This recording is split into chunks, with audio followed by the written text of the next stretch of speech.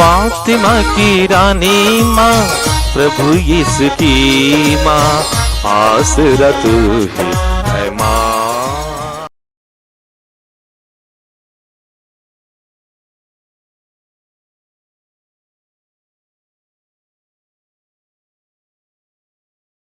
पहला पाठ नबी इसायास का ग्रंथ, अध्याय 61, पद संख्याएं 1 से 3, 6, 8 से 9 तक।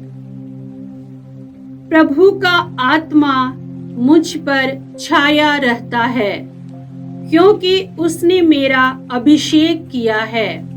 उसने मुझे भेजा है कि मैं दरिद्रों को सुसमाचार सुनाऊं, दुखियों को ढाढ़स बंधाऊं, बंदियों को छुटकारे का और कैदियों को मुक्ति का संदेश सुनाऊं, प्रभु के अनुग्रह का वर्ष और ईश्वर के प्रतिशोध का दिन घोषित करूं, विलाप करने वालों को सांत्वना दूं, राख के बदले उन्हें माला पहनाऊं और शोक वस्त्रों के बदले आनंद का तेल प्रदान करूं।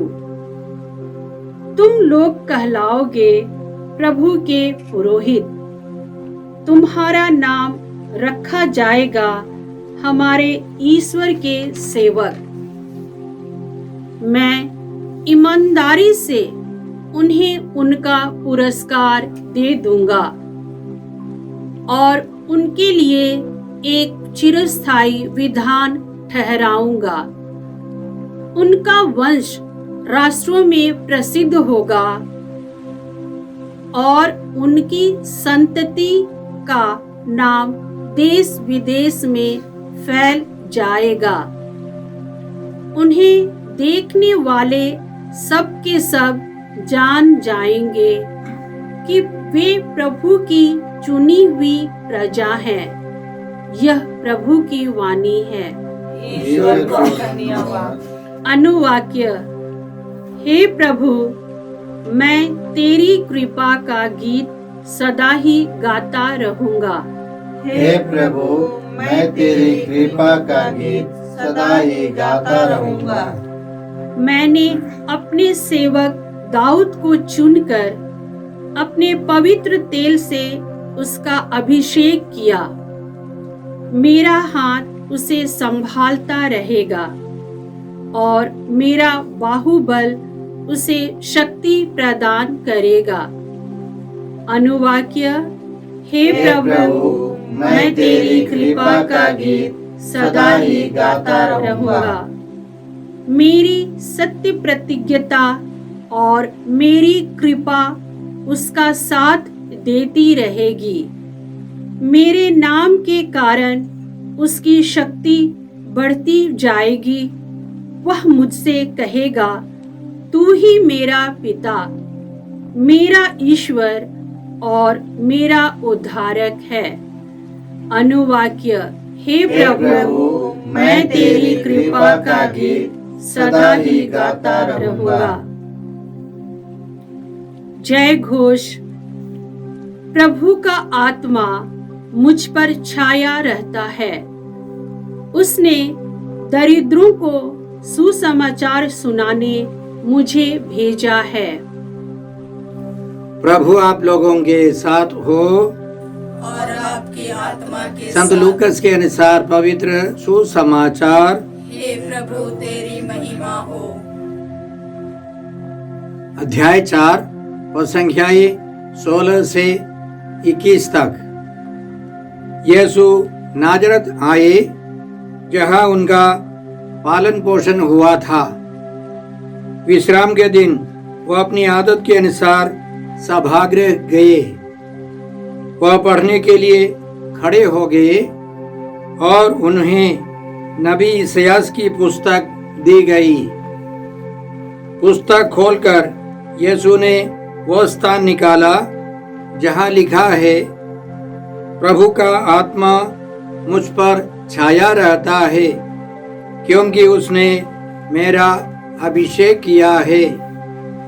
उसने मुझे भेजा है कि मैं दरिद्रों को सुसमाचार सुनाऊं, बंदियों को छुटकारे और अंधों को दृष्टिदान का संदेश दूं, दलितों को स्वतंत्रता प्रदान करूं और प्रभु के अनुग्रह का वर्ष घोषित करूं। यीशु ने पुस्तक बंद कर दी और उसे सेवक को देकर वह बैठ गए। सभागृह के सब लोगों की आंखें उन पर लगी हुई थी। तब वह उनसे कहने लगे, धर्म ग्रंथ का यह कथन आज तुम लोगों के सामने पूरा हो गया है। प्रभु का सुसमाचार। हे क्रिस्त तेरी स्तुति हो। जय यीशु क्रिस्त में प्रिय भाई और बहनों, आज का पहला पाठ नबी इसायास के ग्रंथ से है। अध्याय 61 व संख्याएं 1 से 3, फिर 6 और 8 से 9 तक। इसमें नबी या ईश्वर के सेवक का कहना इस प्रकार है, प्रभु का आत्मा मुझ पर छाया रहता है, क्योंकि उसने मेरा अभिषेक किया है। उसने मुझे भेजा है कि मैं दरिद्रों को सुसमाचार सुनाऊं, दुखियों का ढारस बंधाऊं, बंदियों को छुटकारे का और कैदियों को मुक्ति का संदेश सुनाऊं, प्रभु के अनुग्रह का वर्ष और ईश्वर के प्रतिशोध का दिन घोषित करूं, विलाप करने वालों को सांत्वना दूं, राग के बदले उन्हें माला पहनाऊं और शोक वस्त्रों के बदले आनंद का तेल प्रदान करूं। तुम लोग कहलाओगे प्रभु के पुरोहित, तुम्हारा नाम रखा जाएगा हमारे ईश्वर के सेवक। तो ईश्वर का अभिषेक है। ईश्वर ने अपने सेवक को अभिषेक किया है भलाई के लिए, दूसरों की भलाई, संसार के विकास के लिए, सुसमाचार के प्रचार के लिए, ईश्वर के राज्य के विस्तार के लिए। हम लोग पढ़ते हैं नबी इसायास के ग्रंथ अध्याय 42 में पहली बार ईश्वर के सेवक संबंधी पहला काव्य। उसमें इस प्रकार हम लोग पढ़ते हैं, ईश्वर का कहना है, यह मेरा सेवक है, मैं इसे संभालता हूँ, मैंने इसे चुना है, मैं इस पर अत्यंत प्रसन्न हूँ। मैंने इसे अपना आत्मा प्रदान किया है, जिससे यह राष्ट्रों को धार्मिकता का प्रचार करे। यह ना तो चिल्लाएगा और ना शोक मनाएगा, बाजारों में कोई भी इसकी आवाज नहीं सुनेगा। इसी तरह ईश्वर का वादा है। और अध्याय 49 में दूसरा काव्य है, ईश्वर के सेवक संबंधी दूसरा काव्य इस प्रकार है, दूरवर्ती द्वीप मेरी बात सुनो, दूर के राष्ट्रों कान लगाकर सुनो। प्रभु ने मुझे जन्म से पहले ही बुलाया, मैं माता के गर्भ में ही था जब उसने मेरा नाम लिया। उसने मेरी वाणी को अपनी तलवार बना दिया और मुझे अपने हाथ की छाया में छिपा लिया। यह ईश्वर का सेवक अपने तरफ से कहता है।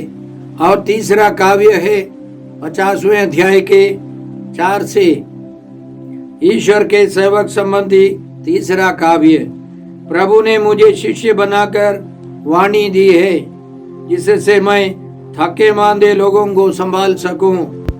वह प्रतिदिन प्रातः मेरे कान खोल देता है, जिससे मैं शिक्षक की तरह सुन सकूं। तो इसी तरह ईश्वर के सेवक का कहना है। और अध्याय 52 में संख्याएं 13 से हम लोग इस प्रकार पढ़ते हैं, चौथा काव्य है, देखो मेरा सेवक फलेगा फूलेगा, वह महिमान्वित किया जाएगा और अत्यंत महान होगा। और अध्याय 53 में विस्तार रूप से मसीह के उपभोग, ईश्वर के सेवक प्रभु यीशु के दुख भोग के बारे में भविष्यवाणी है। इन सबों को लेकर यशायाह नबी कहता है आज के पाठ में कि प्रभु ने मुझे अभिषेक दिया है, मुझे भेजा है, प्रभु का आत्मा मुझ पर छाया रहता है। क्रिस में प्रिय भाई और बहनों, आज के पवित्र वचनों के द्वारा ईश्वर हमें याद दिलाता है कि हर एक व्यक्ति जिसने बपतिस्मा ग्रहण किया है, प्रभु यीशु में विश्वास किया है, वह पवित्र आत्मा की प्रेरणा से, अभिषेक से ईश्वर का सेवक बन गया है और उसको ईश्वर भेजता है।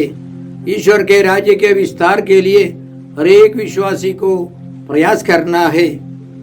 जहाँ हर एक विश्वासी पहुँचता है वहाँ अंधकार, अविश्वास, अन्याय, अत्याचार ये सब हटना है और हमको सुसमाचार सुनाना है। दीन दुखियों को, गरीबों को सुसमाचार सुनाना है। सुसमाचार प्रभु यीशु है, प्रभु यीशु का साक्ष्य देना है। इसलिए हम कृपा मांगते हैं, शक्ति मांगते हैं। आज के सुसमाचार में हमने सुना कि प्रभु यीशु अपनी आदत के अनुसार अपने गांव के सभागृह गए और वहां उपस्थित लोगों के सामने नबी यशायाह की पुस्तक खोल दी और उन्होंने यह वचन सुनाया, प्रभु का आत्मा मुझ पर छाया रहता है क्योंकि उसने मेरा अभिषेक किया है। और बहुत सारी अच्छी बातें सुनाई और प्रभु का कहना है आज आप लोगों के सुनने में धर्म ग्रंथ का यह कथन पूरा हो गया है। हम लोग पवित्र आत्मा पर ध्यान दें। प्रभु का आत्मा प्रभु यीशु पर छाया रहा है। प्रभु यीशु को पवित्र आत्मा ने अभिषेक दिया था। यीशु का जन्म भी पवित्र आत्मा की विशेष शक्ति से हुआ था। इसके बारे में संत लूकस के सुसमाचार अध्याय 1 में हम लोग इस प्रकार पढ़ते हैं, जब माता मरियम ने स्वर्गदूत से पूछा यह कैसे संभव होगा, स्वर्गदूत ने मरियम को बताया था, देखिए आप गर्भवती होंगी, पुत्र प्रसव करेंगी और उनका नाम यीशु रखेंगी। वे महान होंगे और सर्वोच्च प्रभु के पुत्र कहलाएंगे। यह सब सुनकर माता मरियम ने पूछा यह कैसे संभव है, तो स्वर्गदूत का कहना था, पवित्र आत्मा आप पर उतरेगा और सर्वोच्च प्रभु की शक्ति की छाया आप पर पड़ेगी। इसलिए जो आपसे उत्पन्न होंगे वे पवित्र होंगे और ईश्वर के पुत्र कहलाएंगे। तो प्रभु यीशु का जन्म पवित्र आत्मा की विशेष शक्ति से हुआ और आगे भी पवित्र आत्मा ने उनको संचालित किया। संत लूकस के सुसमाचार अध्याय 4 संज्ञा 1 से हम लोग इस प्रकार पढ़ते हैं, यीशु पवित्र आत्मा से परिपूर्ण होकर यरदन के तट से लौटे। उस समय आत्मा उन्हें निर्जन प्रदेश ले चला। वह 40 दिन वहां रहे और शैतान ने उनकी परीक्षा ली। उन परीक्षाओं में प्रभु यीशु पास हो गए, शैतान ने उनको नहीं हराया। आगे हम पढ़ते हैं, आत्मा के सामर्थ्य से संपन्न होकर यीशु गलीलिया लौटे और उनकी ख्याति सारे प्रदेश में फैल गई। वह उनके सभागृहों में शिक्षा दिया करते और सब उनकी प्रशंसा करते थे। संत लूकस के सुसमाचार अध्याय 5 और संज्ञा 17 में हम लोग इस प्रकार पढ़ते हैं, प्रभु के सामर्थ्य से प्रेरित होकर यीशु लोगों को चंगा करते थे। प्रभु के सामर्थ्य से माने पवित्र आत्मा की शक्ति से, पवित्र आत्मा की कृपा से प्रभु यीशु रोगियों को चंगा करते थे। सारे कामों के पीछे, यीशु के सारी प्रेरिताइयों के पीछे पवित्र आत्मा का अभिषेक था, पवित्र आत्मा की शक्ति थी। इसलिए हमें भी विश्वास करना है कि हम पवित्र आत्मा की शक्ति से ही विशेष कार्य कर सकते हैं। गलातियों के नाम पत्र अध्याय 5 और संज्ञा 22 और 23 में संत पौलुस हमको समझाते हैं कि पवित्र आत्मा का फल है प्रेम, आनंद, शांति, सहनशीलता, मिलनसारी, दयालुता, ईमानदारी, सौम्यता और संयम, ये सब ईश्वर का गुण है, प्रभु यीशु का स्वभाव है। इसके बिना हम लोग पवित्र जीवन नहीं बिता सकते हैं।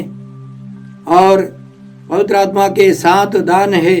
पवित्र आत्मा के 7 दानों के बारे में हम लोग यशायाह नबी के ग्रंथ अध्याय 11 प्रसंगियाई 1 और 2 से हम लोग पढ़ते हैं। यिशै के धड़ से एक टहनी निकलेगी, उसके जड़ से एक अंगूर फूटेगा, वह प्रभु यीशु है। उनमें जो दान है, 7 दान के बारे में यहाँ वर्णन है।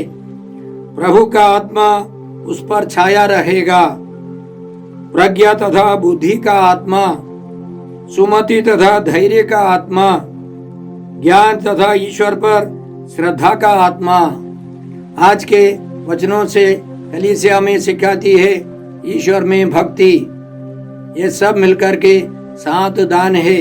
इनके बिना हम लोग एक पूर्ण मनुष्य का जीवन नहीं बिता सकते हैं। इसलिए हमें प्रतिदिन प्रार्थना करनी है, हम दानों से 7 दानों से भरकर जीवन बिताए। इसके अलावा पवित्र आत्मा हमको अनगिनत करिश्माई वरदान देते हैं, जिससे हमारा कार्यक्रम, हमारी प्रेरिताई, हमारा जीवन और आसान हो जाता है। पवित्र आत्मा के करिश्माई वरदानों के बारे में संत पौलुस कुरिन्थियों के नाम पहले पत्र अध्याय 12 प्रसंगियाई 7 से हमको समझाते हैं। इनमें 9 वरदानों की, 9 करिश्माई वरदानों की चर्चा है। ज्ञान के शब्द, प्रज्ञा के शब्द और आत्माओं को परखने का वरदान, ये 3 वरदान मुख्य रूप से समझदारी के वरदान हैं। भविष्यवाणी का वरदान, अनोखी भाषा, स्वर्गीय भाषा में प्रार्थना करने का वरदान, स्वर्गीय भाषा की व्याख्या करने का वरदान मुख्य रूप से बोलने के वरदान है। विश्वास का वरदान, चमत्कार का वरदान और चंगाई का वरदान मुख्य रूप से शक्ति के वरदान है। इसके अलावा पवित्र आत्मा अनगिनत वरदान देते हैं, जैसे बाइबल पढ़ने, समझने और समझाने का वरदान देता है, प्रार्थना का वरदान देता है, मध्यस्थ प्रार्थना का वरदान देता है, सेवा का वरदान, सुसमाचार के प्रचार का वरदान, नेतृत्व का वरदान, अभिषिक्त गीत बनाने का और उसको गाने का वरदान, ये सब पवित्र आत्मा हमें देता है, जिससे हम कलीसिया का निर्माण करें, शक्तिशाली रूप से कलीसिया का विकास हो। एफेसियों के नाम संत पौलुस के पत्र अध्याय 4 प्रसंगियाई 11 और 12 में हम लोग प्रेरिताइयों का वरदान पढ़ते हैं। तरह तरह की प्रेरिताई का वरदान पवित्र आत्मा देता है। संत पौलुस का कहना है, उन्होंने कुछ लोगों को प्रेरित, कुछ को नबी, कुछ को सुसमाचार प्रचारक और कुछ को चरवाहे तथा आचार्य होने का वरदान दिया। ये सब तरह तरह की प्रेरिताई के वरदान है और इनमें सबसे मुख्य है प्रेरित होने का वरदान।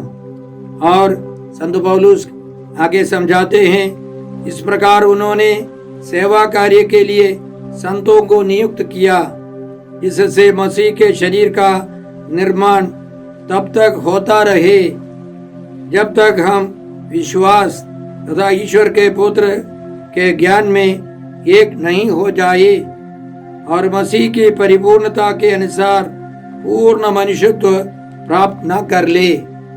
मनुष्य के पूर्ण विकास तक ये सब प्रेरिताइयाँ जरूरी है, ये अभिषेक जरूरी है। और हम प्रभु से प्रार्थना करते हैं कि हम सब पवित्र आत्मा के सारे फलों, दानों और करिश्माई वरदानों से भर जाए, जिससे ईश्वर का राज्य जल्दी ही सारे संसार में आ जाए। सभी लोग प्रभु यीशु को मुक्तिदाता और प्रभु माने। इसके लिए हम प्रार्थना करें, प्रयास करें।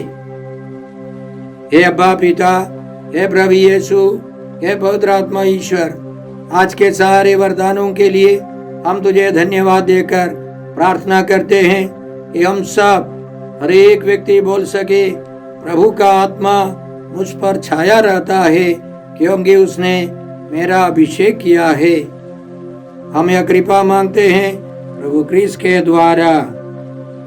हमारे प्रभु यीशु क्रिस्त की कृपा, ईश्वर का प्रेम और पवित्र आत्मा का साहचर्य आप सबों को प्राप्त हो। आमीन।